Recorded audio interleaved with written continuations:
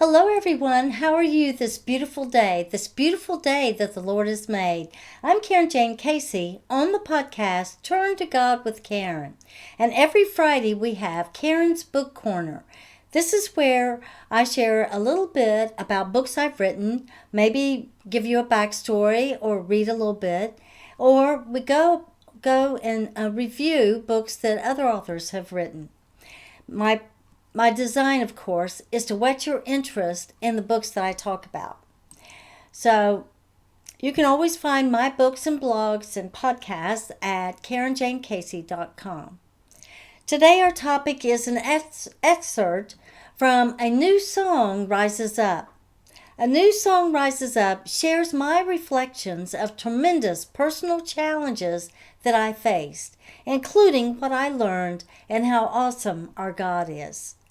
And then there's a respective study guide also available for the readers to use to write down their own reflections as they progress through the book, chapter by chapter. I'm reading a page or two from a serious chapter in it. Will you reap what you sow? I think it's chapter 11. To set the topic up, I had shared a little bit about the spiritual law of sowing and reaping. And you may know that the spiritual law of sowing and reaping is essentially when we decide to sow good into our lives, we can hope for a harvest, answered prayers. But when we choose to sow evil, we can anticipate consequences will come. Those consequences can be very hard and lasting. Within a prior page, I had shared an incident, one of many, when I was tempted to go in one direction or another. In my life, I have made mistakes. A few were really big ones, and I suffered consequences, life-threatening consequences. Can you resonate with that? I believe that you can relate to my cautionary tales contained within this book. So now let me read, beginning at page 110. How differently my story would have been had I not turned to the Lord when I did. How different it could have been for many who had opportunity to turn but refused. Or maybe they only meant to put off making that decision, but there's danger in procrastinating because we don't know or control what may happen next. Here are some what-if examples. A man had already received charges for DUI, driving under the influence, but he decides to drive drunk this one last time. But with that incident, he is caught by law enforcement after causing a wreck, maybe with a fatality. What are his consequences? A woman begins to feel guilty after an affair, but she puts off deciding whether to break it off until after there's one last meeting, but during that meeting, she is caught.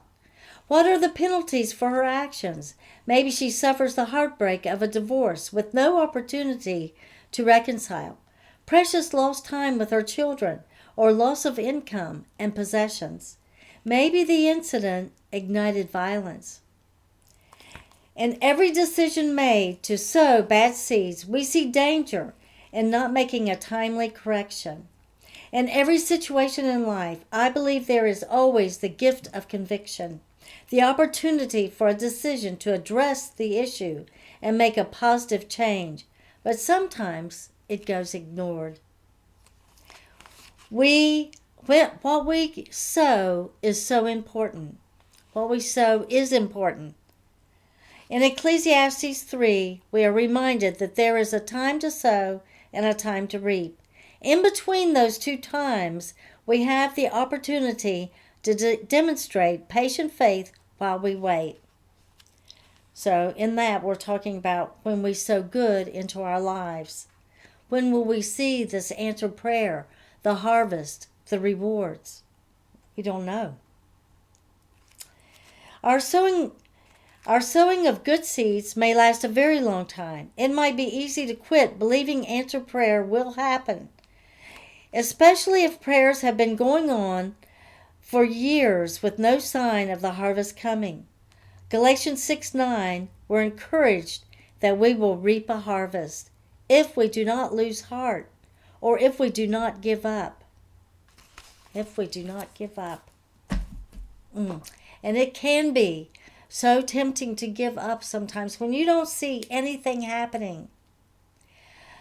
So in this, I want to encourage you now. Keep doing good.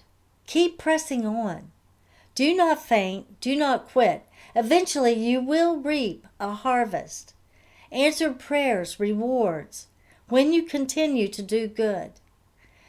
Have patient faith while you wait for your blessings to come. By the way, have you noticed anything different with my advertising on this book? I recently received my book recently received a new facelift, a change in the book cover. Do you like it? Well, I love it. We still have a woman standing in the field with her arms lifted up to the heavens. As in Psalm 40, 1-3, she was lifted out of a horrible pit, and now she is filled with gratitude and praise to the Lord. That essentially is my testimony. And it's probably a lot of people's testimony. Others will see the change in her, hear her testimony, and turn to God. I encourage you to continue to trust in the Lord through the storms in your life. And I hope this whets your interest in reading A New Song Rises Up and the study guide. This is Carin's Book Corner, available every Friday. We have new presentations every first and third Friday.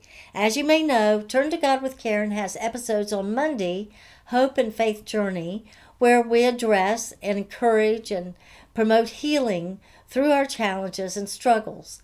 And every Wednesday we have Sword of the Spirit, where we read a passage in the Word of God with a specific topic.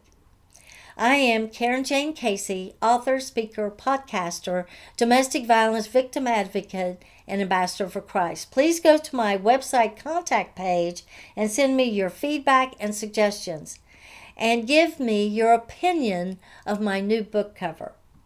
To participate in my bundle deals that are happening later in February, including beautiful handmade beaded bookmarks for my fiction and nonfiction books, and various stuffed animals to match my new line of children's books, you will need to contact me directly with your interest and with your orders. The best and easiest way to provide your contact information is through my contact page on my website, CarinJaneCasey.com. And there you can ask me about my bundle deals. And you can always buy the books through my website or through Amazon.com. I'm talking about bundle deals where you would have to contact me. All right, well, thank you and God bless.